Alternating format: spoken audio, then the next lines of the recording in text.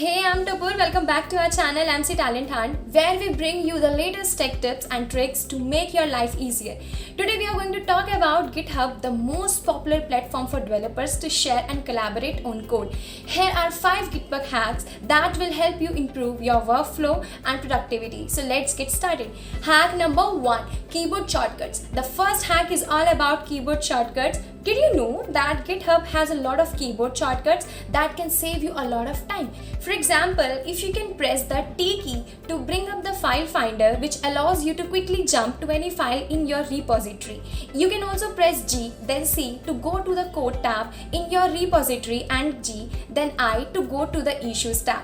There are many more shortcuts available and you can see them all by pressing the question mark key. Hack 2, templates. If you find yourself creating the same type of file over and over again, such as README or a license file, GitHub allows you to create templates for more files. You can then use these templates to quickly create new file without having to start from scratch every time. Hack 3, pull request templates. When you create a pull request on GitHub, you can use a pull request template to provide more information about the changes you have made. This can help the reviewer to understand the changes and provide better feedback. Hack number 4, Git aliases. The fourth hack is all about Git aliases. If you use Git on a regular basis, you may find yourself typing the same commands over and over again.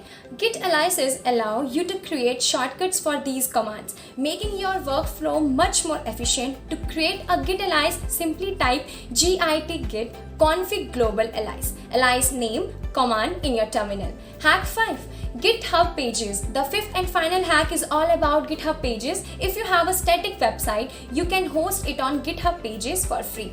GitHub pages allow you to host your website directly from your GitHub repository, which means you can easily update your website by simply pushing changes to your repository.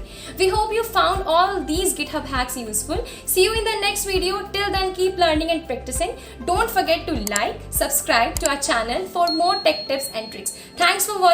All the best.